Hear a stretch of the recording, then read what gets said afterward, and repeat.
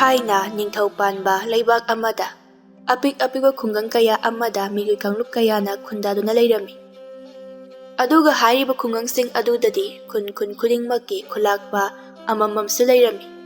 Asigumlaba khungangsing adugi maraktagi khun amada yamna inak khunba matay manaw anikhak leirami. Makhoi anigi mamingna Poirei amadi Chanu haina kaurami. Makhoi anigi yamna masang mataw phajabi mabuk mapaw yamna phabi Changkhonbi kaubi nupi macha amakhaksu leirami. Mahak asi mama mapagi naitom pokchabi mamomni. Khun adugi mipum khudingmakna Poiregi imung manungbo yamna ikai khumnarami maramdi Poirei amadi Chanu khun adugi yaifanaba tawjaba miyamgi awaba khudingda saruk yaba miyoising oibanani. Aduga Poirei hogi yum adu khun adugi chidaida yamna chauna konunggumna saduna leirami. Makhoigi imung manung amadi ingkholna jingba adubo yengsinbinaba masing yamlaba minay kaya amasu thamlami. Nungti numik khudingi Changkhonbi adu mama mapa aniga punna kaithen kaduna Changkhonbi na pamjaba haira amadi phiron jingba kaya ama leihanbirami.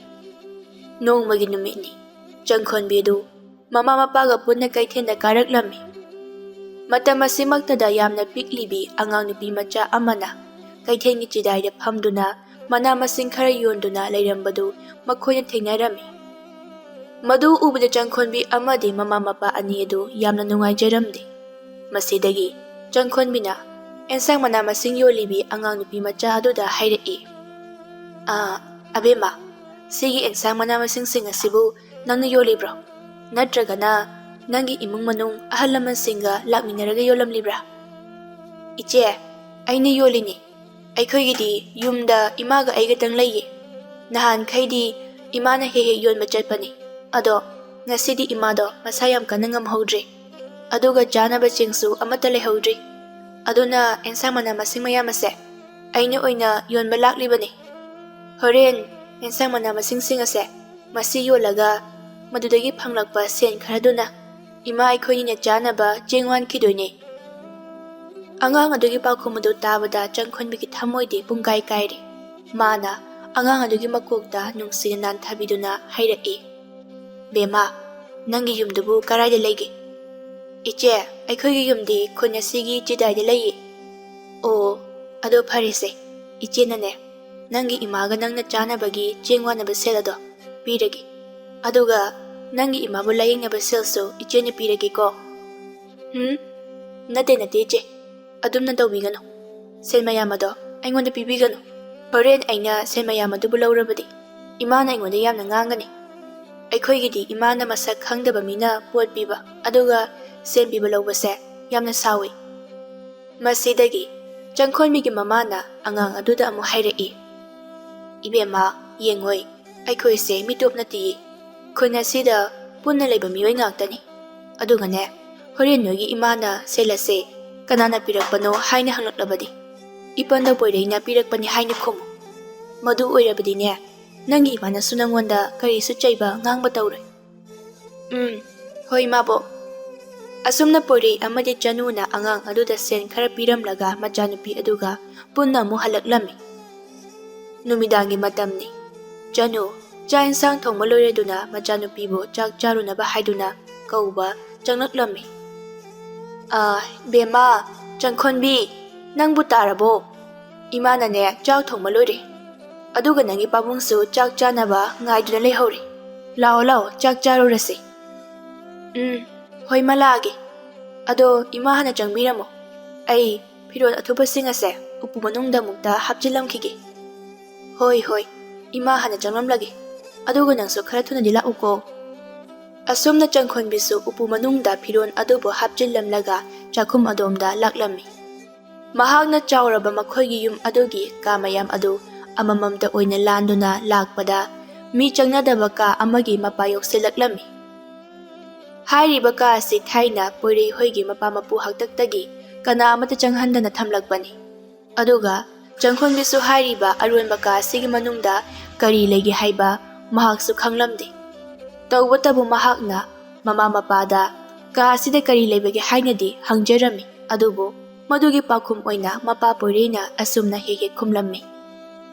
Ipagi bema ka asi Nangi nabudau hoigi haktaktagi mi amata changba yade haiduna athingba thamduna leireklaba ka amani aduna masidei pa hoisu kari lebage haiba madu chapchana khangdi adugane ipana nangonda haigedaba wafam amana kariguba matamda ꯑꯩꯈꯣꯏꯒꯤ ꯑꯔꯣꯟꯕ ꯀꯥ ꯑꯁꯤꯒꯤ ꯊꯣꯡ ꯑꯁꯤ ꯍꯥꯡꯗꯣꯛꯀꯦ ꯍꯥꯏꯅ ꯈꯟꯒꯅꯨꯀꯣ ꯃꯁꯤꯅ ꯅꯍꯥꯛꯀꯤ ꯑꯃꯗꯤ ꯈꯨꯡꯒꯪ ꯑꯁꯤꯒꯤ ꯌꯥꯏꯐꯕꯗ ꯑꯣꯏꯒꯗꯧꯔꯤꯕꯅꯤ ꯃꯄꯥꯒꯤ ꯑꯁꯤꯒꯨꯝꯕ ꯋꯥꯍꯩ ꯑꯁꯤꯅ ꯆꯪꯈꯣꯟꯕꯤꯁꯨ ꯑꯔꯣꯟꯕ ꯀꯥ ꯑꯁꯤꯕꯨ ꯅꯣꯡꯃꯇ ꯍꯥꯡꯗꯣꯛꯇꯨꯅ ꯌꯦꯡꯒꯦ ꯅꯤꯡꯂꯝꯗꯦ ꯑꯗꯨꯕꯨ ꯃꯍꯥꯛꯅ ꯀꯥ ꯑꯁꯤꯒꯤ ꯃꯄꯥ ꯍꯦꯛ ꯂꯥꯟꯗꯨꯅ ꯆꯠꯄꯒꯗꯤ ꯀꯔꯤꯒꯨꯝꯕ ꯍꯩꯅꯗꯕ ꯈꯔꯗꯤ ꯑꯗꯨꯃꯛ ꯃꯁꯥꯗ ꯐꯥꯎꯖꯔꯝꯃꯤ ꯑꯗꯨꯒ ꯅꯥꯁꯣꯟ ꯄꯤꯛꯅ ꯃꯨꯔꯨꯝ ꯃꯨꯔꯨꯝ ꯁꯣꯟꯕꯒꯤ ꯈꯣꯟꯖꯦꯜ ꯀꯌꯥ ꯑꯃꯁꯨ ꯀꯥ ꯑꯗꯨꯗꯒꯤ ꯇꯥꯕꯒꯨꯝ ꯇꯧꯔꯝꯃꯤ ꯃꯔꯝ ꯑꯁꯤꯗꯒꯤ ꯆꯪꯈꯣꯟꯕꯤꯗꯨ ꯃꯇꯝ ꯂꯩꯕ ꯈꯤꯕꯤꯛꯇ ꯀꯥ ꯑꯁꯤꯒꯤ ꯃꯄꯥ ꯂꯥꯟꯊꯣꯛꯇꯨꯅ ꯆꯠꯄ ꯃꯇꯝꯗ ꯌꯥꯝꯅ ꯊꯨꯅꯃꯛ ꯂꯥꯟꯊꯣꯛꯅꯕ ꯍꯣꯠꯅꯔꯝꯃꯤ ꯑꯗꯨꯒ ꯅꯨꯃꯤꯠ ꯑꯗꯨꯗꯁꯨ ꯍꯥꯟꯅꯒꯤ ꯃꯇꯧꯒꯨꯝ ꯆꯪꯈꯣꯟꯕꯤ ꯑꯗꯨ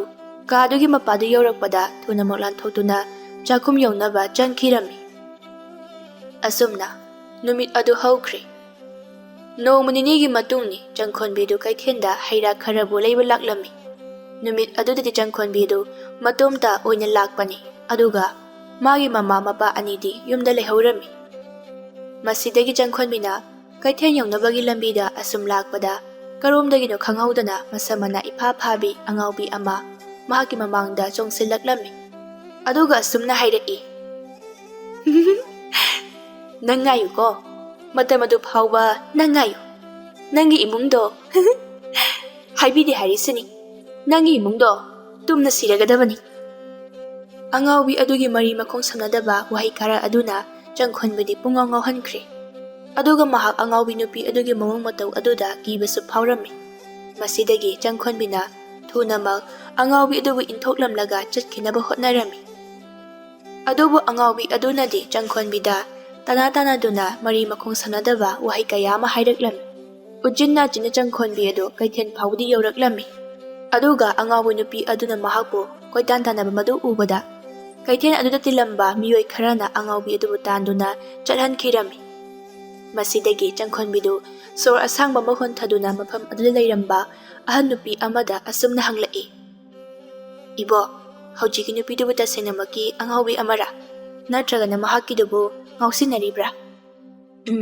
ꯆꯪꯈꯣꯟꯕꯤ ꯅꯨꯄꯤ ꯑꯗꯣ ꯊꯥꯏꯅ ꯃꯍꯩ ꯌꯥꯝꯅ ꯍꯩꯕꯤ ꯑꯃꯥꯏꯕꯤ ꯑꯃ ꯑꯣꯏꯔꯝꯃꯤ ꯍꯥꯏꯅꯁꯨ ꯍꯥꯏꯅꯩ ꯑꯗꯨꯒ ꯃꯍꯥꯛ ꯑꯁꯤ ꯃꯤꯑꯣꯏꯕꯒꯤ ꯐꯅꯕ ꯀꯥꯟꯅꯅꯕꯗꯁꯨ ꯇꯧꯏ ꯍꯥꯏꯅ ꯍꯥꯏ ꯑꯗꯨꯕꯨ ꯃꯍꯥꯛꯅ ꯃꯍꯩ ꯑꯗꯣ ꯍꯩꯕ ꯍꯦꯟꯃꯟꯕꯗꯒꯤ ꯂꯥꯏꯅꯁꯨ ꯃꯍꯥꯛꯄꯨ ꯀꯜꯂꯛꯄ ꯐꯥꯎꯗꯨꯅ ꯑꯁꯨꯝꯅ ꯑꯉꯥꯎꯕꯤ ꯑꯃ ꯑꯣꯏꯍꯟꯈꯤꯕꯅꯤ ꯍꯥꯏꯅꯩꯌꯦ ꯑꯣ ꯃꯍꯩ ꯌꯥꯝꯅ ꯍꯩꯃꯜꯂꯕꯁꯨ ꯑꯁꯨꯝꯅ ꯉꯥꯎꯅꯕ ꯑꯣꯏꯔꯦꯀꯣ ꯈꯪꯗ꯭ꯔꯦꯗ ꯏꯕꯦꯝꯃ ꯏꯁꯣꯔ ꯃꯥꯁꯨ ꯇꯥꯏꯕꯪ ꯃꯤꯑꯣꯏꯕꯅꯕꯨ ꯃꯇꯤꯛ ꯃꯌꯥꯏ ꯈꯔꯕꯨ ꯂꯩꯕ ꯍꯧꯔꯛꯂꯕꯗꯤ ꯃꯈꯣꯏꯒꯤ ꯃꯇꯤꯛ ꯃꯌꯥꯏꯗꯣ ꯆꯝꯅꯕ ꯊꯕꯛ ꯑꯃꯗꯤ ꯍꯦꯛꯇ ꯇꯧꯕꯖꯥꯠꯅꯤ ꯑꯗꯣꯏꯕꯣ ꯍꯧꯖꯤꯛꯀꯤ ꯑꯉꯥꯎꯕꯤ ꯑꯗꯨꯅ ꯑꯩꯉꯣꯟꯗ ꯀꯔꯤ ꯀꯔꯤꯅꯣ ꯃꯔꯤ ꯃꯈꯣꯡ ꯁꯝꯅꯗꯕ ꯋꯥ ꯃꯌꯥꯝ ꯑꯃ ꯍꯥꯏꯔꯝꯃꯤ ꯃꯗꯨꯕꯨ ꯑꯐꯕ ꯑꯣꯏꯗꯣꯔꯤꯕ ꯖꯥꯠꯂꯥ ꯍꯦꯔꯥ ꯏꯁꯨꯁꯤꯗꯤ ꯀꯔꯤꯁꯨ ꯍꯦꯟꯅ ꯈꯟꯖꯤꯜꯂꯨꯅꯨꯗ ꯋꯥꯈꯜ ꯆꯣꯏꯔꯕꯤ ꯑꯃ ꯑꯣꯏꯕꯒꯤ ꯄꯉꯥꯡꯗ ꯉꯥꯡꯂꯤꯕ ꯑꯣꯏꯔꯤꯅꯤ ꯑꯗꯣ ꯉꯥꯏꯈꯣꯅꯦꯍꯦ ꯅꯪꯕꯨ ꯉꯁꯤꯗꯤ ꯅꯇꯣꯝꯇ ꯀꯩꯊꯦꯜ ꯀꯥꯔꯛꯂꯤꯕꯁꯤꯕꯨ ꯅꯪꯒꯤ ꯏꯃꯥꯒ ꯄꯥꯕꯒꯗꯤ ꯀꯔꯥꯏꯗ ꯆꯠꯈ꯭ꯔꯒꯦ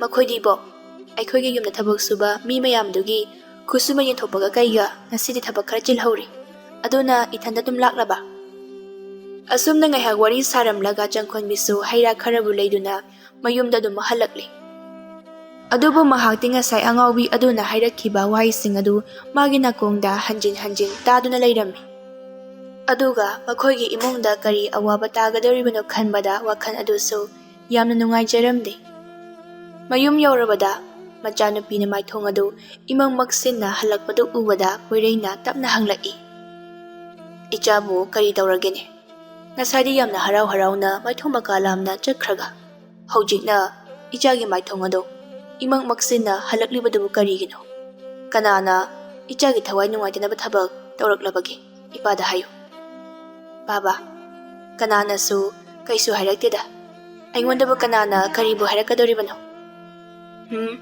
ꯏꯄꯥ ꯊꯥꯖꯗꯦ ꯅꯣꯡꯃꯇꯁꯨ ꯅꯪꯒꯤ ꯑꯁꯤꯒꯨꯝꯕ ꯁꯛꯇꯝ ꯑꯁꯦ ꯏꯄꯥꯅ ꯎꯈꯤꯗ꯭ꯔꯤ ꯍꯥꯏꯌꯨ ꯏꯄꯥꯒꯤ ꯏꯕꯦꯝꯃ ꯅꯪꯕꯨ ꯀꯔꯤ ꯅꯨꯡꯉꯥꯏꯇꯕ ꯂꯩꯔꯕꯒꯦ ꯕꯥꯕꯥ ꯑꯩꯅ ꯉꯁꯥꯏ ꯀꯩꯊꯦꯜ ꯆꯠꯄꯗ ꯑꯉꯥꯎꯕꯤ ꯑꯃꯅ ꯀꯔꯤꯅꯣ ꯃꯔꯤ ꯃꯈꯣꯡ ꯁꯝꯅꯗꯕ ꯋꯥꯍꯩ ꯀꯌꯥ ꯑꯃ ꯍꯥꯏꯔꯛꯏ ꯑꯗꯣ ꯑꯃꯨꯛꯁꯨ ꯑꯩꯈꯣꯏꯒꯤ ꯏꯃꯨꯡ ꯑꯁꯦ ꯇꯨꯝꯅ ꯁꯤꯔꯅꯤ ꯍꯥꯏꯅꯁꯨ ꯍꯟꯖꯤꯟ ꯍꯟꯖꯤꯟ ꯍꯥꯏꯗꯨꯅ ꯑꯩꯕꯨ ꯀꯣꯏꯇꯥꯟ ꯇꯥꯟꯅꯔꯛꯏ꯫ ꯑꯣ, ꯑꯃꯥꯏꯕꯤ ꯑꯉꯥꯎꯕꯤꯗꯣ ꯁꯣꯏꯗꯅ ꯑꯣꯏꯔꯝꯒꯅꯤ꯫ ꯍꯦꯔꯥ, ꯏꯄꯥ ꯂꯩꯔꯤꯁꯤꯗꯤ ꯑꯗꯨꯒꯤꯕꯨ ꯀꯔꯤꯒꯤ ꯆꯥꯅ ꯋꯥꯈꯜ ꯋꯥꯔꯤꯕꯅꯣ? ꯃꯗꯨꯗꯤꯅꯦ ꯑꯉꯥꯎꯕꯒꯤ ꯆꯣꯏꯔꯣꯟ ꯍꯥꯏꯕꯗꯨꯅꯤ꯫ ꯑꯗꯨꯅꯅꯦ ꯅꯪꯁꯨ ꯃꯗꯨꯒꯤꯗꯃꯛꯇ ꯊꯣꯏꯅ ꯋꯥꯔꯨꯅꯨ ꯏꯆꯥꯁꯤꯗꯤ꯫ ꯍꯣꯏ ꯄꯥꯕ, ꯑꯗꯣ ꯑꯩꯅ ꯀꯩꯊꯦꯜꯗꯒꯤ ꯍꯩ ꯔꯥ ꯈꯔ ꯂꯩꯔꯛꯏ꯫ ꯃꯁꯦ ꯏꯁꯤꯡꯅ ꯆꯥꯝꯗꯨꯅ ꯄꯥꯕ ꯆꯥꯅꯕ ꯁꯦꯝꯂꯛꯀꯦ꯫ ꯍꯣꯏ ꯍꯣꯏ, ꯁꯦꯝꯃꯧ ꯁꯦꯝꯃꯧ꯫ ꯆꯪꯈꯣꯟꯕꯤꯁꯨ ꯍꯣꯏ ꯍꯥꯏꯗꯨꯅ ꯏꯃꯨꯡꯗ ꯆꯪꯈ꯭ꯔꯦ꯫ ꯃꯍꯥꯛꯅ ꯍꯦꯛ ꯆꯪꯈꯤꯕꯒ ꯄꯣꯏꯔꯩꯒꯤ ꯃꯥꯏꯊꯣꯡ ꯑꯗꯨꯗ ꯑꯋꯥꯕꯒꯤ ꯃꯃꯤ ꯑꯃ ꯇꯥꯔꯛꯂꯝꯃꯤ꯫ ꯑꯗꯨꯒ ꯃꯆꯤꯟꯗꯁꯨ ꯇꯞꯅ ꯍꯥꯏꯖꯔꯝꯃꯤ, ꯀꯔꯤꯕꯨ ꯊꯣꯛꯂꯒꯕꯅꯣ? ꯃꯗꯨꯒꯤ ꯑꯃꯥꯏꯕꯤ ꯑꯉꯥꯎꯕꯤꯗꯣ ꯉꯥꯎꯖꯔꯕꯁꯨ ꯃꯍꯥꯛꯅ ꯍꯥꯏꯈꯤꯕ ꯋꯥꯐꯝ ꯑꯗꯨꯗꯤ ꯂꯣꯏꯅ ꯆꯨꯝꯃꯤ ꯍꯥꯏꯅꯕꯅꯤ꯫ ꯍꯦ ꯇꯥꯏꯕꯪ ꯁꯦꯝꯕ ꯃꯄꯨ, ꯅꯍꯥꯛꯅ ꯏꯃꯨꯡ ꯑꯁꯤꯗ ꯑꯋꯥꯕ ꯇꯥꯒꯗꯕ ꯈꯨꯗꯤꯡꯃꯛ ꯉꯥꯛꯊꯣꯛꯄꯤꯌꯨꯀꯣ꯫ ꯅꯣꯡꯃ ꯅꯤꯅꯤ ꯍꯧꯈ꯭ꯔꯦ꯫ ꯄꯣꯏꯔꯩꯒꯤ ꯏꯃꯨꯡꯗ ꯊꯕꯛꯁꯨ ꯅꯣꯝꯗꯨꯅ ꯂꯩꯕ ꯅꯨꯄꯤ ꯑꯃꯅ ꯆꯥꯎꯈ꯭ꯔꯕ ꯄꯣꯏꯔꯩꯒꯤ ꯌꯨꯝ ꯑꯗꯨꯒꯤ ꯀꯥꯁꯤꯡ ꯑꯗꯨꯕꯨ ꯁꯤꯠꯇꯣꯛ ꯁꯦꯡꯗꯣꯛꯇꯨꯅ ꯂꯩꯔꯝꯃꯤ꯫ ꯃꯇꯝ ꯑꯁꯤꯗ ꯃꯍꯥꯛꯅ ꯃꯤ ꯆꯪꯕ ꯌꯥꯗꯦ ꯍꯥꯏꯗꯨꯅ ꯑꯊꯤꯡꯕ ꯊꯝꯂꯤꯕ ꯀꯥ ꯑꯗꯨꯒꯤ ꯊꯣꯡ ꯑꯗꯨ ꯎꯐꯨꯟ ꯌꯥꯝꯅ ꯀꯥꯁꯤꯟꯕ ꯎꯔꯛꯂꯝꯃꯤ꯫ ꯃꯗꯨ ꯎꯕꯗ ꯅꯨꯄꯤ ꯑꯗꯨꯅ ꯍꯥꯏꯔꯛꯏ, ꯏꯁ, ꯃꯁꯤꯒꯤ ꯊꯣꯡ ꯑꯁꯤꯗꯤ ꯑꯣꯟꯊꯣꯛꯅꯁꯨ ꯃꯣꯠꯈ꯭ꯔꯦꯗꯀꯣ꯫ ꯀꯥ ꯑꯁꯤꯗ ꯆꯪꯕ ꯌꯥꯗ꯭ꯔꯕꯁꯨ ꯊꯣꯡ ꯑꯁꯤ ꯐꯥꯎꯕꯗꯤ ꯁꯦꯡꯗꯣꯛꯄ ꯌꯥꯏꯅ꯫ ꯑꯩ ꯑꯃ ꯂꯩꯅ ꯂꯩꯅ ꯑꯁꯨꯝꯅ ꯃꯣꯠꯍꯜꯂꯕꯗꯤ ꯏꯃꯥ ꯏꯕꯦꯝꯃꯅ ꯑꯩꯕꯨ ꯁꯣꯏꯗꯅ ꯉꯥꯡꯂꯒꯅꯤ꯫ ꯑꯁꯤ ꯈꯟꯗꯨꯅ ꯀꯥ ꯑꯗꯨꯒꯤ ꯊꯣꯡ ꯑꯗꯨꯕꯨ ꯁꯦꯡꯗꯣꯛꯄ ꯍꯧꯔꯛꯂꯝꯃꯤ꯫ ꯃꯇꯝ ꯑꯁꯤꯗ ꯀꯥ ꯑꯗꯨꯒꯤ ꯃꯅꯨꯡꯗꯒꯤ ꯀꯔꯤꯅꯣ ꯃꯔꯣꯟ ꯃꯔꯤ ꯈꯪꯗꯕ ꯃꯑꯣꯡꯗ ꯃꯨꯔꯨꯝ ꯃꯨꯔꯨꯝ ꯁꯣꯟꯕꯗꯧꯅ ꯇꯧꯔꯛꯂꯝꯃꯤ꯫ ꯑꯗꯨꯒ ꯑꯏꯪꯕ ꯅꯨꯡꯁꯤꯠ ꯑꯃꯁꯨ ꯁꯤꯠꯆꯤꯜꯂꯛꯂꯝꯃꯤ꯫ ꯃꯇꯧ ꯑꯗꯨꯗ ꯅꯨꯄꯤ ꯑꯗꯨꯗꯤ ꯌꯥꯝꯅ ꯀꯤꯕ ꯐꯥꯎꯔꯛꯂꯝꯃꯤ꯫ ꯑꯗꯨꯒ ꯀꯥ ꯑꯗꯨꯗ ꯃꯨꯔꯨꯝ ꯃꯨꯔꯨꯝ ꯁꯣꯜꯂꯤꯕ ꯈꯣꯟꯖꯦꯜ ꯑꯗꯨꯅ ꯍꯥꯏꯔꯤꯕ ꯋꯥꯍꯩ ꯑꯗꯨꯕꯨ ꯀꯔꯤꯅꯣ ꯍꯥꯏꯅ ꯈꯪꯅꯤꯡꯕꯁꯨ ꯐꯥꯎꯔꯝꯃꯤ꯫ ꯑꯗꯨꯅ ꯃꯍꯥꯛ ꯃꯤꯔꯛ ꯅꯥꯔꯛ ꯌꯦꯡꯗꯨꯅ ꯀꯥ ꯑꯗꯨꯒꯤ ꯊꯣꯡ ꯑꯗꯨꯗ ꯅꯥꯀꯣꯡ ꯑꯗꯨ ꯊꯥꯡꯖꯤꯟꯗꯨꯅ ꯀꯔꯤ ꯍꯥꯏꯔꯤꯕꯅꯣ ꯍꯥꯏꯕꯗꯨ ꯇꯥꯔꯝꯃꯤ꯫ ꯃꯍꯥꯛꯅ ꯑꯁꯨꯝꯅ ꯍꯦꯛ ꯇꯧꯔꯨꯕꯗꯒꯤ ꯅꯨꯄꯤ ꯑꯗꯨ ꯃꯁꯥꯗ ꯀꯔꯤꯅꯣꯃ ꯇꯧꯔꯛꯂꯝꯃꯤ꯫ ꯑꯗꯨꯒ ꯃꯍꯥꯛ ꯑꯉꯥꯎꯕꯤ ꯑꯃꯒꯨꯝꯅ ꯇꯨꯃꯤꯟꯅ ꯌꯨꯝ ꯑꯗꯨꯗꯒꯤ ꯊꯣꯔꯛꯂꯝꯃꯤ꯫ ꯑꯗꯨꯒ ꯌꯦꯡꯈꯤꯕ ꯃꯥꯏꯀꯩ ꯑꯃꯗ ꯑꯗꯨꯃꯛ ꯌꯦꯡꯗꯨꯅ ꯋꯥꯁꯨ ꯉꯥꯡꯗ ꯃꯤꯐꯝꯁꯨ ꯍꯣꯡꯗ ꯇꯨꯃꯤꯟꯅ ꯑꯗꯨꯃꯛ ꯆꯠꯈ꯭ꯔꯦ꯫ ꯃꯊꯪꯒꯤ ꯅꯨꯃꯤꯠꯇꯗꯤ ꯅꯨꯄꯤ ꯑꯗꯨ ꯈꯨꯟ ꯑꯗꯨꯗꯒꯤ ꯃꯐꯝ ꯈꯪꯗꯅ ꯃꯥꯡꯈ꯭ꯔꯦ ꯍꯥꯏꯅ ꯃꯤꯌꯥꯝꯅ ꯉꯥꯡꯅꯔꯛꯂꯝꯃꯤ꯫ ꯄꯥꯎ ꯑꯗꯨ ꯇꯥꯕꯗꯒꯤ ꯆꯅꯨꯅ ꯌꯥꯝꯅ ꯉꯛꯅ ꯄꯣꯏꯔꯩꯗ ꯍꯥꯏꯔꯛꯏ, ꯃꯈꯣꯏ ꯄꯥꯕꯨꯡ, ꯑꯩꯈꯣꯏꯒꯤ ꯁꯤꯗ ꯊꯕꯛ ꯁꯨꯗꯨꯅ ꯂꯩꯕꯤ ꯅꯨꯄꯤ ꯃꯆꯥꯗꯣ ꯉꯔꯥꯡ ꯃꯥꯡꯈ꯭ꯔꯦ ꯍꯥꯏꯅ ꯃꯤꯌꯥꯝꯅ ꯍꯥꯏꯅꯍꯧꯏ꯫ ꯃꯥꯗꯤ ꯉꯔꯥꯡ ꯑꯌꯨꯛꯇꯣ ꯑꯩꯈꯣꯏꯒꯤ ꯏꯃꯨꯡ ꯑꯁꯤꯕꯨ ꯁꯦꯡꯗꯣꯛꯂꯝꯂꯒ ꯑꯩꯉꯣꯟꯗꯁꯨ ꯆꯠꯂꯒꯦ ꯈꯣꯠꯂꯒꯦ ꯍꯥꯏꯕ ꯋꯥꯍꯩ ꯑꯃꯠꯇꯁꯨ ꯍꯥꯏꯔꯝꯗꯅ ꯑꯗꯨꯃꯛ ꯆꯠꯂꯝꯂꯦ꯫ ꯅꯨꯡꯇꯤꯒꯤꯗꯤ ꯃꯥꯅ ꯆꯠꯂꯝꯗꯥꯏ ꯈꯨꯗꯤꯡꯒꯤ ꯑꯩꯉꯣꯟꯗ ꯏꯃꯥ ꯏꯕꯦꯝꯃ ꯌꯨꯝꯒꯤ ꯊꯕꯛ ꯏꯪꯈꯥꯡ ꯀꯔꯤ ꯇꯧꯒꯗꯕ ꯋꯥꯠꯂꯤꯒꯦ ꯍꯥꯏꯗꯨꯅ ꯑꯗꯨꯃꯛ ꯍꯪꯖꯔꯝꯕꯅꯤ꯫ ꯀꯔꯤꯅꯣꯅꯦ ꯃꯃꯥ ꯅꯪꯅ ꯍꯥꯏꯔꯤꯕꯗꯨꯕꯣ? ꯅꯠꯇꯦ, ꯃꯗꯨꯕꯨ ꯇꯁꯦꯡꯅ ꯆꯨꯝꯂꯕ꯭ꯔꯅꯦ? ꯑꯣ, ꯆꯨꯝꯃꯦ ꯆꯨꯝꯃꯦ, ꯑꯩꯅ ꯍꯧꯖꯤꯛꯇ ꯀꯩꯊꯦꯜꯗꯒꯤ ꯄꯥꯎ ꯑꯁꯦ ꯇꯥꯔꯛꯂꯕꯅꯤ꯫ ꯑꯗꯣ ꯉꯥꯏꯈꯣ, ꯅꯪꯅ ꯍꯥꯏꯔꯤꯕꯗꯨꯕꯨ ꯉꯔꯥꯡ ꯑꯁꯤꯃ ꯑꯩꯈꯣꯏꯒꯤ ꯌꯨꯝ ꯑꯁꯦ ꯁꯦꯡꯗꯣꯛꯂꯝꯃꯤ ꯍꯥꯏꯕ ꯅꯠꯇ꯭ꯔꯥ? ꯍꯣꯏ, ꯌꯨꯝꯒꯤ ꯀꯥꯁꯤꯡ ꯑꯁꯦ ꯃꯥꯅ ꯁꯦꯡꯗꯣꯛꯂꯝꯕꯅꯤ꯫ ꯋꯥꯍꯩ ꯑꯗꯨ ꯇꯥꯔꯨꯕꯗꯒꯤ ꯄꯣꯏꯔꯩꯒꯤ ꯊꯃꯣꯏꯗ ꯀꯔꯤꯒꯨꯝꯕ ꯈꯔꯗꯤ ꯆꯤꯡꯅꯔꯝꯃꯤ꯫ ꯑꯗꯨꯕꯨ ꯃꯍꯥꯛ ꯃꯈꯥ ꯇꯥꯅꯗꯤ ꯀꯔꯤꯁꯨ ꯍꯥꯏꯔꯛꯂꯝꯗꯦ꯫ ꯃꯊꯪꯒꯤ ꯅꯨꯃꯤꯠꯇ ꯄꯣꯏꯔꯩ ꯑꯃꯗꯤ ꯆꯅꯨ ꯑꯅꯤ ꯑꯗꯨ ꯊꯪꯅꯕ ꯂꯩꯕꯥꯛ ꯑꯃꯗ ꯃꯈꯣꯏꯒ ꯌꯥꯝꯅ ꯂꯨꯅ ꯇꯤꯟꯅꯕ ꯃꯔꯨꯞ ꯑꯃꯒꯤ ꯃꯆꯥꯅꯨꯄꯥꯒꯤ ꯂꯨꯍꯣꯡꯕ ꯌꯥꯎꯕ ꯆꯠꯀꯗꯕꯒꯤ ꯁꯦꯝ ꯁꯥꯔꯝꯃꯤ꯫ ꯑꯗꯨꯒ ꯆꯅꯨꯅ ꯃꯐꯤ ꯑꯗꯨ ꯂꯣꯏꯁꯤꯟꯅ ꯃꯆꯥꯅꯨꯄꯤꯗ ꯑꯃꯨꯛ ꯍꯥꯏꯔꯛꯏ, ꯏꯕꯦꯝꯃ, ꯑꯩꯈꯣꯏꯅ ꯆꯠꯊꯣꯛꯈ꯭ꯔꯤꯉꯩꯗꯅꯦ ꯌꯨꯝ ꯑꯁꯤꯗꯒꯤ ꯃꯄꯥꯟ ꯊꯣꯛꯂꯝꯒꯅꯨꯀꯣ꯫ ꯏꯃꯥ ꯍꯣꯏꯁꯨ ꯌꯥꯔꯤꯕ ꯃꯈꯩ ꯊꯨꯅ ꯍꯜꯂꯛꯅꯕ ꯇꯧꯒꯦ꯫ ꯑꯗꯨꯒꯅꯦ ꯑꯩꯈꯣꯏꯅ ꯆꯠꯈ꯭ꯔꯤꯉꯩ ꯅꯪꯅ ꯊꯕꯛ ꯁꯨꯔꯤꯕ ꯃꯤꯑꯣꯏꯁꯤꯡ ꯑꯁꯤꯕꯨ ꯅꯤꯡꯊꯤꯅ ꯌꯦꯡꯁꯤꯜꯂꯝꯃꯨꯀꯣ꯫ ꯍꯣꯏ ꯃꯥ, ꯑꯗꯣ ꯏꯃꯥ ꯍꯣꯏꯕꯨ ꯅꯨꯃꯤꯠ ꯀꯌꯥꯅꯤꯗꯤ ꯂꯩꯔꯛꯀꯗꯧꯔꯤꯕꯅꯣ?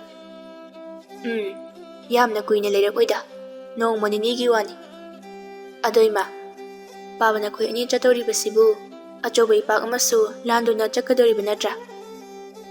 ꯍꯣꯏ, ꯑꯆꯧꯕ ꯏꯄꯥꯛ ꯑꯃ ꯂꯥꯜꯂꯒ ꯆꯠꯀꯗꯧꯔꯤꯕꯅꯤ꯫ ꯑꯣ, ꯑꯗꯨꯗꯤ ꯑꯩꯗꯤ ꯏꯁꯤꯡ ꯍꯥꯏꯕꯁꯦ ꯌꯥꯝꯅ ꯀꯤꯖꯩ꯫ ꯑꯗꯨꯅ ꯏꯃꯥꯁꯨ ꯍꯣꯔꯦꯟ ꯄꯥꯕꯅ ꯍꯤ ꯍꯣꯟꯗꯨꯅ ꯆꯠꯄ ꯃꯇꯝꯗ ꯍꯤꯒꯤ ꯍꯤꯕꯥꯟ ꯑꯗꯨꯗ ꯆꯦꯠꯅ ꯄꯥꯏꯌꯨꯀꯣ꯫ ꯍꯣꯏꯗ, ꯏꯃꯥꯅꯦ ꯌꯥꯝꯅ ꯆꯦꯠꯅ ꯄꯥꯏꯒꯦ꯫ ꯏꯆꯥꯕꯨ ꯅꯪꯒꯤ ꯄꯥꯕꯒ ꯑꯩꯒꯅ ꯆꯠꯈ꯭ꯔꯅꯤ ꯍꯥꯏꯕꯁꯤꯗ ꯌꯥꯝꯅ ꯄꯥꯈꯠꯂꯕ꯭ꯔꯅꯦ? ꯑꯗꯨꯒꯤ ꯋꯥ ꯅꯠꯇꯦꯗ ꯏꯃꯥ, ꯁꯨꯝ ꯑꯁꯣꯏ ꯑꯉꯥꯝ ꯊꯣꯛꯇꯅꯕ ꯍꯥꯏꯅ ꯇꯧꯕꯅꯤ꯫ Matau asumna porei amadi Chanu ani adu makhoi gi torbanda khamliba hi adu tonglaga chakkhre. Adubu laibak thiribadi makhoi ni he chakhibaga karomdagi do khangaudana yamna akanba nonglai nusit ama tawraklami. Nonglai nusit adu asuki mati yamna kalami. Changkhonbi hoigi khun aduda leiba apik apikpa khangpok sangkharadi. Nungsit adugi sapuna humdokhibasu yawnarami. Tauriba matau aduda Changkhonbidi mama mapagi-damakta khanbada mathwaidu yamna wazarami.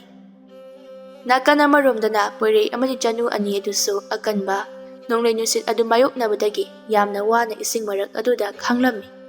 Aduga khangaudana isingi achauba irei ama laktuna porei amadi Chanu anibu ising manung aduda lupsingkhirami. Asomna makhoi anigisu aroiba mikup haibadu oikhri. Mathangi numitta mama mapa animak laikhidabagi pawadu Changkhonbina taraklami. Pawadu tarubadagi Changkhonbidi angaubi amagumna yamna kanna lauduna kapjarami. Khun adugi nupina ha kharanasu Changkhonbibu themjinbirami. Aduga khul adugi miyamna mahaki awaba adudasu saruk yarami. Matam amada harauta yamna leirambi Changkhonbidu ngasidi matam chuppada kapjabanata magi masaruk oirari. Asomna haujiti porei amadi Chanugisu mathawmangamsing pangthokpa loikhri. Adubu haujik phawba Changkhonbidi mama mapa anibu ningsingduna kapjabadi leplamdi.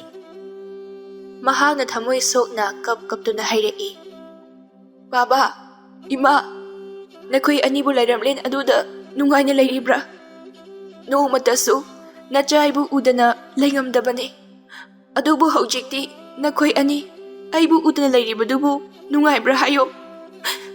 Nakhoi ani yamna phatmande.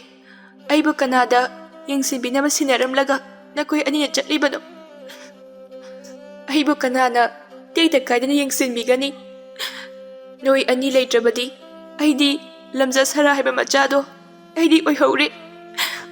Baba, Ima, nakhoi ani muktadi halakhoba. Matam kharagi matungdadi Changkhonbisu mahaki awaba wakhan adubu tamna kauthokpa tamlami. Adubu mahak chawkhraba yumjaw aduda naitum hingbadu pamlamde. Kariguma matamdasu masada akibana pik thalami. Aduna mahak wakhan ama khalaklami. Ai asomna yumjaw asida ithanta laibase afaba oirakadaba mandi. Kariguma matamdasu aibu yumasina toyna kihalle. Aduga kariguma matamdana aigi nakong asida mikap miraw khontana thalle. Aduna ay yum asida aigi puna laiminaba yaba. Aigi tingsu pangbigadaba yum asigi thaba inkhang sunaba nupi anitangi thamlage. Asi khanduna makhoigi law inkon sunaba lairiba minaising adudagi khwaidagi ahal oiba nupa amada Changkhonbina asumna haireklami. Ipan, ai Ipan nga wari amata sanage haiduna labuk asida thawoina laklibani. Ibema, kari wano nangna hainingibabo. Nungsa marag asida laktrabasu kanano anga ama tharaklaga napana adumak laklabasu yabadubo. Ado Ipan, somda haipetang thokpirakera. Hoi thorake. Ipan, nasuga yumda punna laiminaba yagadaba. Imungi thaba inkhangsu suba noma ningthina haiba. Nupi naha ani khagtang Ipan amutang thibirao. Aduga makhoi ni khusumansu aina matik chana pige. Hoi Ibema, Ipan ne hayenge numita nangna panglibadumak sodana pangthoklage. Mathangi numita ahal aduna makhoigi khun adudagi mabuk mapaw yamna phabi phaibok machin manaw anibu puduna laklammi. Aduga Changkhonbida hairei. Ibema, yengbiyu. Aini pujarakliba nupi machani sei phaibokni. Aduga makhoi anigi mamingna chawbi amadi chawbi ton kawbani. Makhoi ani ase mabuk mapawsu yamna phai. Aduga pukjelsu yamna sengmani. Napanane nangi apama khangna makhoi ani sibu puduna laklabani. Hareda Ipan nachagi apama khangna pubirakliba makhoi ani se aina pokminaba inawgumna loinagadoribani. Masidagi ahal aduna so phaibok machin manaw aduda onsinduna amuk tapna hairei. Adudi Ibema, nakhoi ani mafam asida lehoroko. Aduga isu amuk labudi chatuna thabak khara amuk surukhigi. Asi haiduna Ahandu chakre. Masidagi Changkhonbina amuk tapna hairaki. Inau, nakhoi anine, aingonda koigano. Ayese, nogi hepokminaba nachemakni haina khalo. Aduga ainasu noi anibu. Aigi hepokminaba inaumakni haina khalibani. Ado, aina noi anibu yumda lehengadoribase. Aigi thaba inkhangda mateng pangnaba khakta nate. Aigi naitom taraba punsi ase. Nakhoigi laiminaraga kharadang oirabaso. Wakhalase, chauthokna hingnabani ko. Hoi je, aikhoisu ichegi apamado noinama khangi. Ipanasu ichegi mabuk mabau phaba amadi pukchen chawbagi maramdasu wari kaya malibiye. Adoi je, haujite khoi laklabanina ichesu naitom tararoi. Aikhoigi puna no kheduna leiredabani. Machin manau anigi wahai aduda Changkhonbi du mathamoida apenba phaujarami aduga amuk hairaki. Adoinau, nakhoi anide ichene sinagadaba wafam amakhakti lei. Noi anine, aigi yumjausi kamayam singase. Sengdoba matamda amakha ithang thangna leiriba achoba thongjau panba ka ase. Masimadi nakhoi anina sungjang jangba yadiko. Aina hariba wafam ase nakhoi anigi yaiphanabani. Hoi je, aikhoi ichene yadaba thabak amata tawriye. Adoi je, lanni launuko.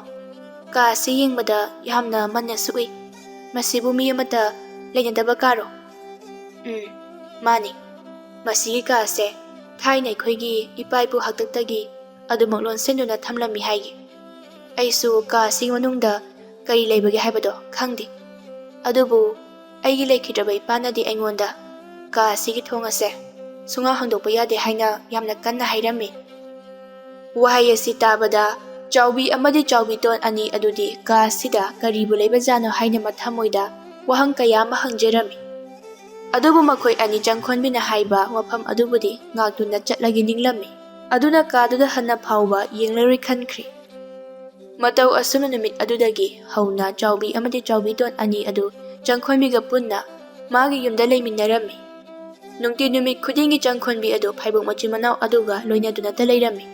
Aduga machin manau ani adunasu Changkhonbigi awaba adubu koknabani haiduna hagi zuwa kaya matawduna Changkhonbibu nokhallami.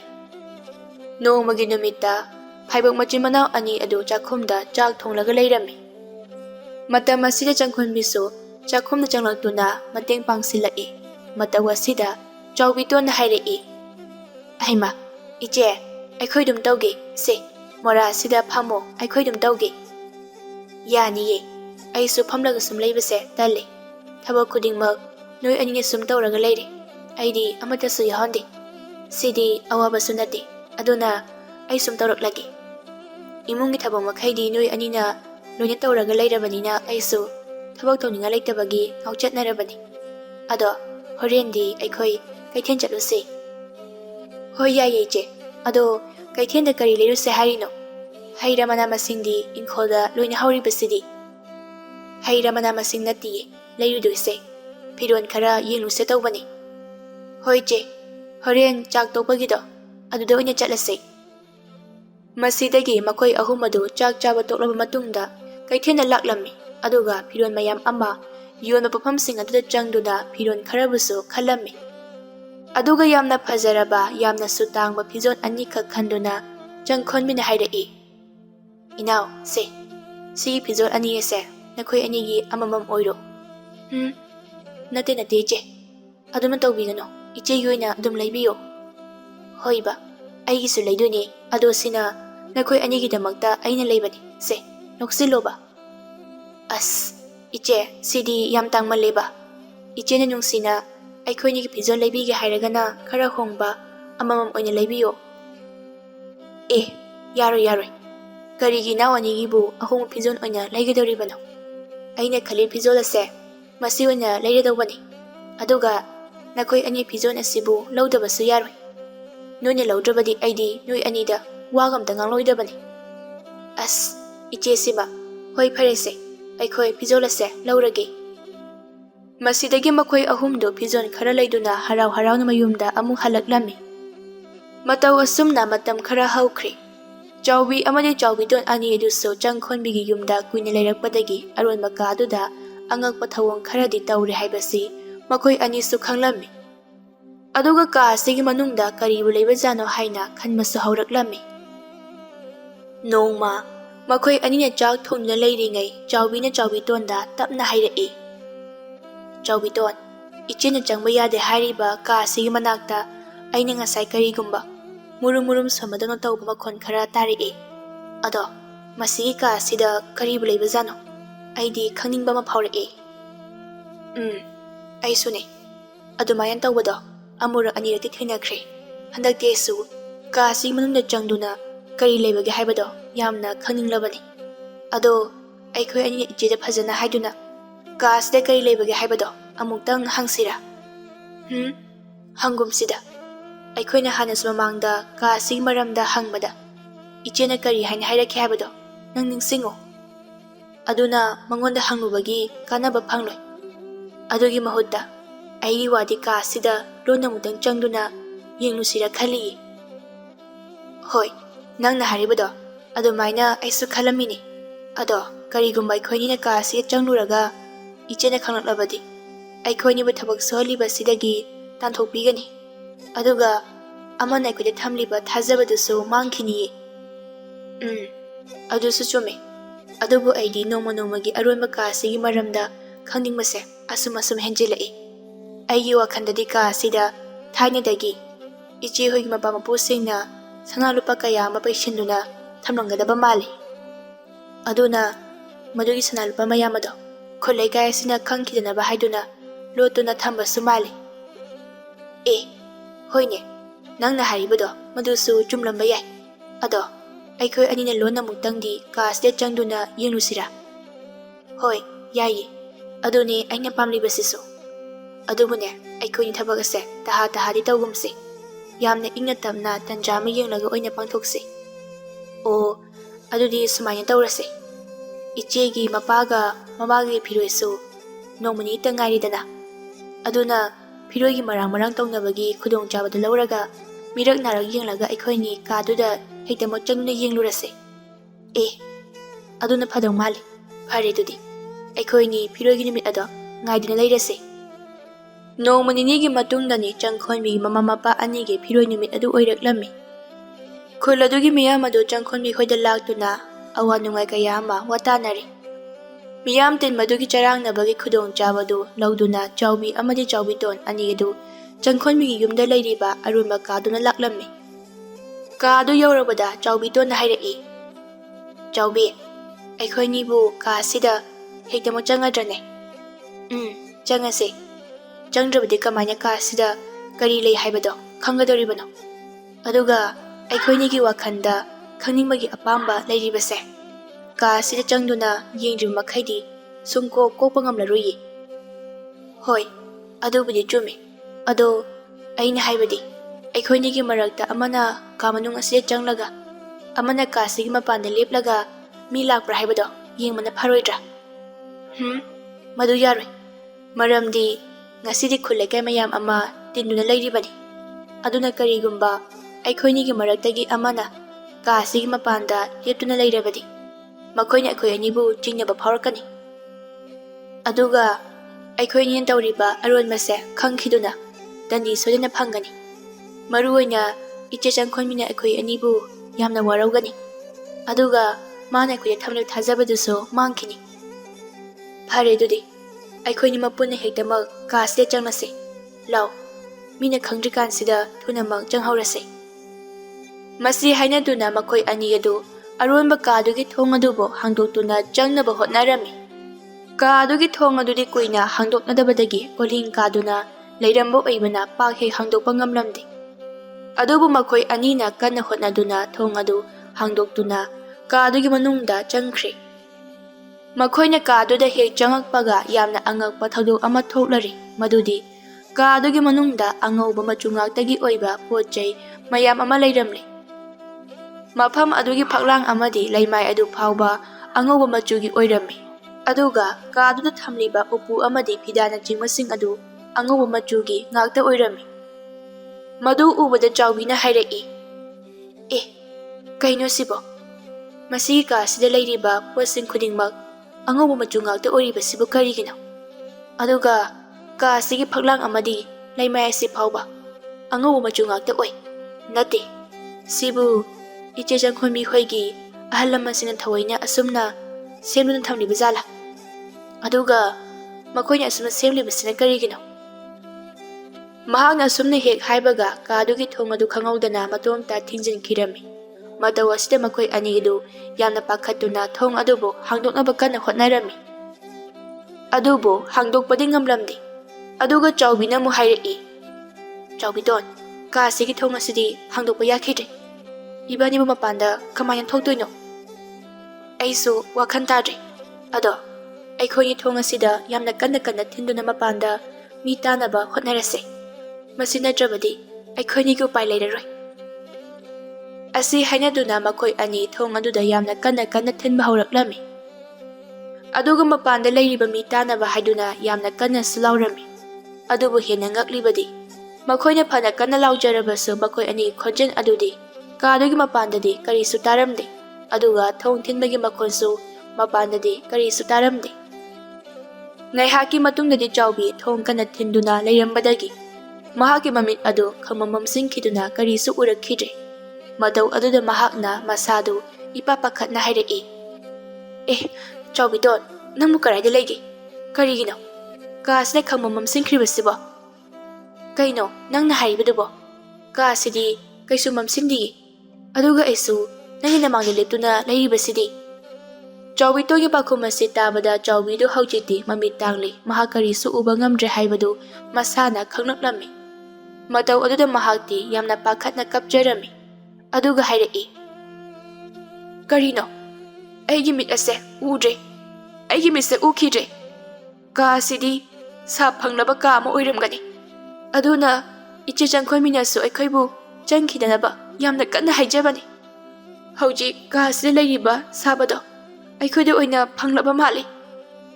Chawbiton su wahai khara haige haina tawraklami. Adubu hauji mahak wa amata ngangma ngamlamdi. Aduga mahaki manasu amata takhidre. Chawbina ngangliba mayam adu mahakti amata taba nate. Majeng khaktani mana lingba uriba haibabu. Matau aduda haujiti mahaksu kappa hawraklami. Tasengna makisu ka asidi sap phanglaba ka ama oirami. Maram asina ka asida leiriba sap asi phangdanaba haiduna ngasi phawba ka asi kanamta changhandana aronba oina thamlakhibani. Aduga makoi ani kanna hotnaduna thong adubu hangdoknaba hotnarami. Adubu hangdokpadi sungamngamkhidre. Nakana maromdana Changkhonbi adu magi nungsiraba manainupi chawbi amadi chawbidon ani adu uraktabadagi makoi anibu koithi thiba hawraklami. Aduga makoi thabak suhonaba leiriba miyoisingdasu makoi anibu ubra haina hanglami. Adubu kanamtana makoi anibu ui khangi haibadi hairakhidre. Changkhonbidi makoi anina khangaudana mangkhibasida chingnaba madi phawrami. Matau asumna numit adu haukhre. Chawbi amadi chawbidongi paudi kanamtana takhidre. Changkhonbidu hauji among naidom taba haibadu oire. Makoi anina khangaudana mangkhibasida khuladugi miyamnasu kari karam tausige haina watanarami. Khuladugi ahal amana Changkhonbida hairei. Ibema nanga makoi aniga nungainadaba khana chanaba ka yawkhibra? Adugumadi karisu leikhide. Ibo aikhoi hum yamna harauna pokminaba ichit inaugumna leiminarakpani. Aduga khangaudana makoi anina thiba khangkhidribase aisu yamna chingadaba ngamde. Phare phare. Karisu thoinasu hena khalunuda. Aikhoi mayam amasu leiribasidi. Aikhoiga puna angang anidubu thiminaraga lore. Adubu numit mangani chumna thiraba phawba makoi anigi langla langjin amatadi phangba kauba leikhidre. Tarungni suba numit aduda Changkhonbigi chawrba yumjaw adu yamna akanba namthikhra manam ama namba hawraklami. Manam adu asuki matik kanna namkhibana khun adu phawba hek manam adu phawraklami. Masidagi Changkhonbi amadi makoina thabak suduna leiriba miyoi kharana manam adu karaidagi lakpana haina yumgi kachingko yasituna thirami. Masidagi Changkhonbi amadi makoina thabak suduna leiriba miyoi kharana manam adu karaidagi lakpana haina yumgi kachingko ya situna thirami. Adubu karisu phangbadi leite. Makoina aronba kadu khaktangdi changduna yengludre maramdi ka adudi mi changnaba yade haina athingba leibana makoina su changduna yengludre. Adubu Namthiba manam adudi asum hengalaklammi. Maram asidagi khun adugi ahalsing aduna Changkhonbi hoigi arunba kaduda changduna yenglasi haina warepnari. Adubo Changkhonbinadi kaadu makoigi mapa mapu haktaktagi changba yade haina athingwa thamlambani haina kadugi thong adu hangdokpidanaba haijarami. Adubo Laikaina lepa warep oibana Changkhonbigi wafam adubo makoini yaramde. Aduga makoi puna kadugi thong adu hangdokduna changkhre.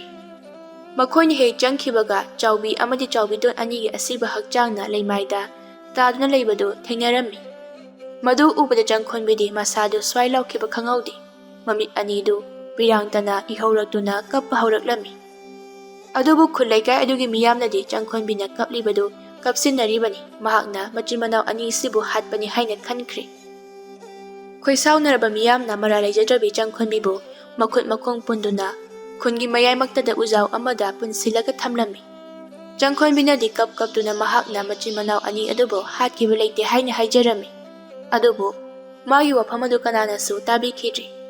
Masidagi khul laikai miyam aduna Changkhonbibu hingchabigi sayoni haiduna mahakpu marangi matung inba chairak pirabani haiduna hingna mai thadoklammi. Matau asida pendraba Changkhonbina mamitagi mapitana chaina adubu khanglaga asumna yamna kanna lauduna hairaki. Aina khulasibu sap tawramgani. Ngasi Iran karisu leijadraba aibu nakoina Iran sibibagi-damakta khulasida leiriba nakhoi khudingmak ngasi haiba numit asidagi naran sunglai leitana aihakumna nakhoisu dandi phangba oyuko matam adu khaktada aisu nakhoina nara leite haibado khanglakpo oisano asi hairamlaga Changkhonbi adu taibam thadoktuna chatkhre. Mahakpu mai thaki mafam adudi miyamna kinaba mafam ama oihore. Matam adudagi ikuidana makhoigi thangnaba khun adugi khulakpana mahakki yam khraba sana lupa mayam amabu Changkhonbi hoigi khun adugi miyamna hurankhre haina maran siraklami. Adubu makhoinadi sana lupa sing adubu makhoina hurankheba leite haina kanna haijarabasu makhoigi wadu khulakpana tabiramde. Matik magun yamna leiba leibak amagi khulakpa oibana khul adugi miyam adu mapan karisu thoanba yadana wanglaba chikpana khajinduna thamkhre. Aduga yam khraba sathiraba lami kaya amanasu khul adugi miyoising adubu mapan thoandanaba haiduna ngaklaga thamle. Haujidi makhoi adu kaisum sangna thamba bandi amaga chap manakhre. Aduga khul adugi miyam aduna Changkhonbina makhoida tawramba sab adu haujidi ajumba oire haiba khanglammi. Aduga Changkhonbibisu mara leite haiba khanglaklami. Matau asumna ajum aran khangdana sauningi haidunabu miyoi amabu maran hekta piduna dandi pirubagi mahi adu makhoisu phangkirami.